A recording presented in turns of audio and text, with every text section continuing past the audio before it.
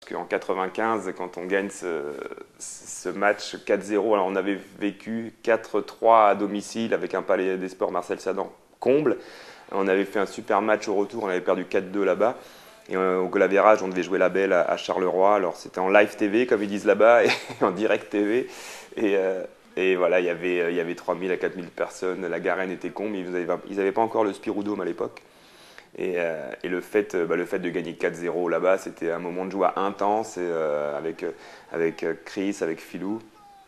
Et voilà, on a vraiment vécu un très très grand moment. Et c'est le début de mon association, je dirais, avec Jean-Philippe, parce que c'est une des premières fois qu'on jouait en double ensemble. Et on avait battu Sef Primorac, qui n'était pas un grand double européen, mais bon, voilà, on avait senti peut-être quelque chose à ce moment-là.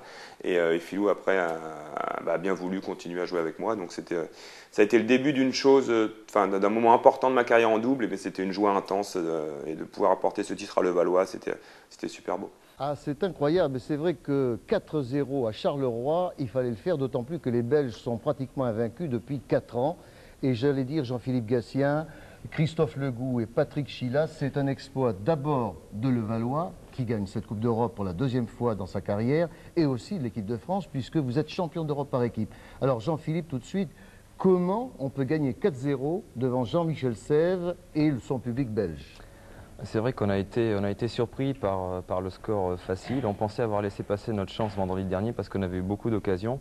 4-2, vous aviez perdu. 4-2 en ayant eu une balle de match, notamment Patrick sur Primorac au dernier match. Mais je crois que notre solidarité, notre combativité et notre motivation a fait qu'on a réussi à mettre à mal cette équipe belge dans sa salle fétiche. Le petit jeune, donc Christophe Legout, dans le grand bain mondial, j'allais dire maintenant, parce que l'Europe réussit quand même à être au plus haut niveau du tennis de table. Oui, pour l'instant, dans le gros bain européen, en attendant le grand bain mondial. Mais c'est vrai que j'ai prouvé pendant cette Coupe d'Europe qu'on pouvait compter sur moi et je serai prêt pour les championnats du monde à Tianjin. Patrick Chila, l'exploit, c'est vous. Vous ouvrez le score par un magistral match face au numéro 1 mondial, Jean-Michel Sèvres, que nous allons tout de suite découvrir. C'est un match au couteau, mais que vous avez remporté haut la main, haut la raquette. Mais on écoute. 4-0. C'est un score formidable, donc avec tout de suite Jean-Michel Sèvres qui est pris de vitesse par un Chila explosif. C'est vrai que je devais un petit peu me rattraper de la première manche, disons, contre Charleroi, où j'avais perdu 2 matchs et je n'avais pas très bien joué. Et là, c'est vrai qu'en battant Jean-Michel Sèvres, c'était un match sur lequel on ne comptait pas trop. Et en gagnant notamment sur ce coup droit victorieux, le dernier point, on ramène le premier point de la victoire et j'étais très satisfait d'avoir pu le battre. Allez Philou, la chorale est là de Levallois pour Jean-Philippe Gatien. Mais là, regardez bien, car Cabrera est difficile à maîtriser. C'est vrai que Cabrera a pris beaucoup de risques dans ce match-là. Et la victoire de Patrick, en fait, m'a mis de la pression. C'est assez paradoxal, mais mon match revêtait tout de suite une importance capitale parce qu'il fallait que je gagne à tout prix et pour mettre Levallois sur les bons rails que Patrick avait commencé.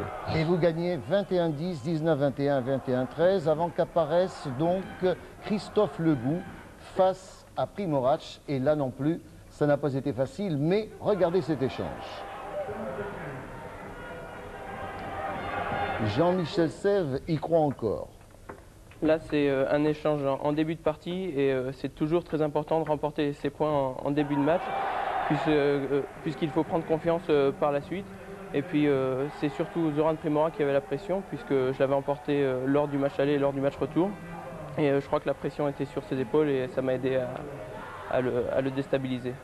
Et enfin, l'apothéose, le point d'orgue de cette Coupe d'Europe, eh bien, vous allez le voir, c'est le double inattendu, Gatien-Chila, qui va pulvériser Sèvres Primorac, avec un très bel échange. Un échange relativement long, parce que d'habitude en double, les échanges sont relativement courts, et là, on voit que on était motivés, puis il faut dire qu'on était dans un jour où tout nous réussissait. On s'est refait une santé en double, parce qu'il faut rappeler qu'il y a 15 jours au match aller, on avait pris 21-7, 21-12.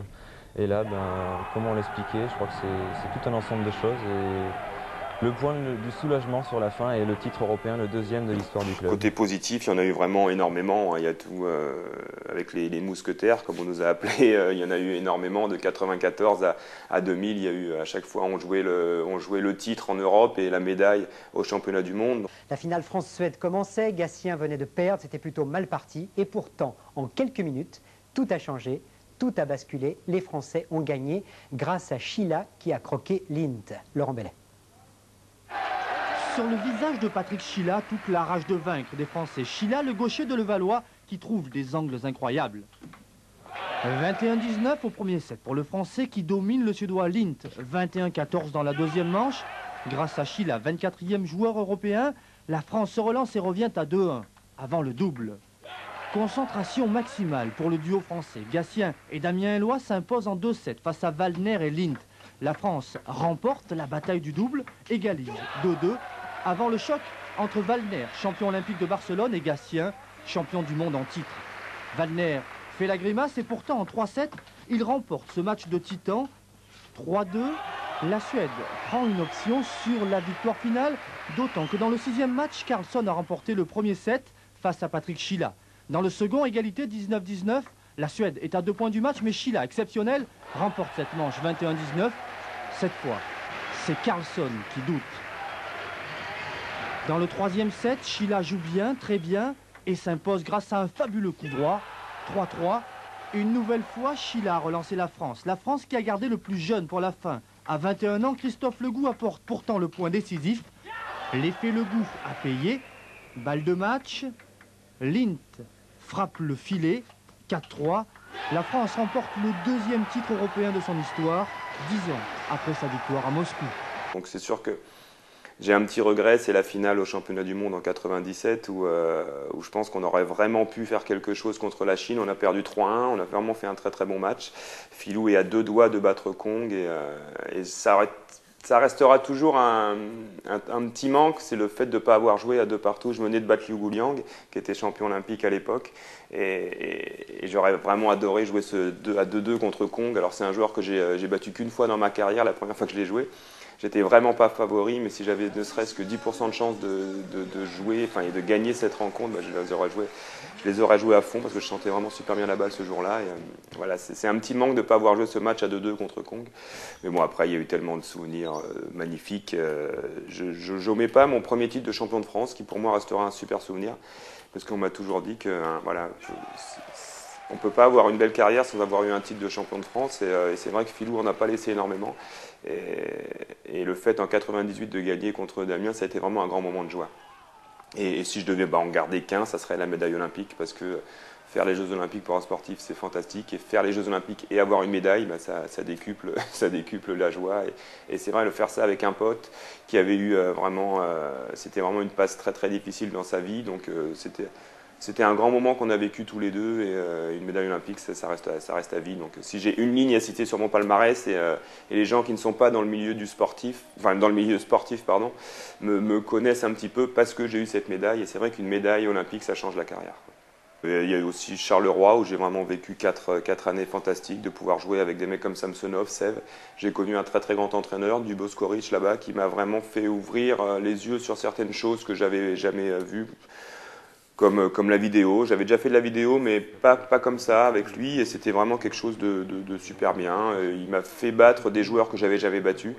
Alors c'est toujours plus facile quand on a un Samsonov qui gagne ses 2 matchs toujours devant, donc moi j'étais en numéro 3.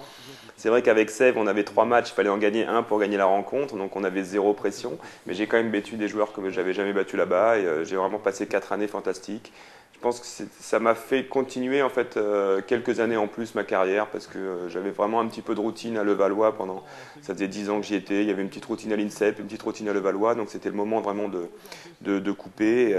Et Charleroi m'a fait cette proposition, et ça a été vraiment quelque chose de bien pour ma carrière et pour mes dernières années. Les qualifs olympiques, alors c'est vrai que j'en ai vécu 3. Moi j'ai vécu la première à Bolzano avec Nicolas Châtelain pour les Jeux de Barcelone. Je ne m'étais pas qualifié, ça a été vraiment une grande déception.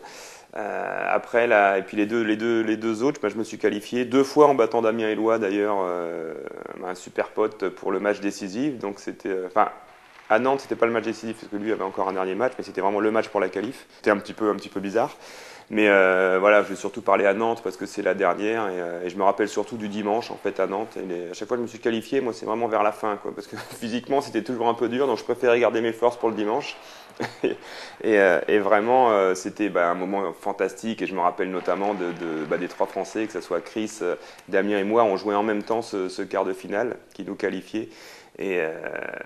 Enfin, on pensait que ça allait nous qualifier pour les équipes. En fait, tout le monde nous avait dit ça. A posteriori, on voit que c'était pas ça. Mais bon, en tout cas, nous, on croyait être qualifiés déjà en par équipe. Et Chris bat Corbel, moi je bats Karakasevic avec un match incroyable, un miracle un petit peu, cette victoire au Chimney, je sais plus combien, mais j'étais très très loin.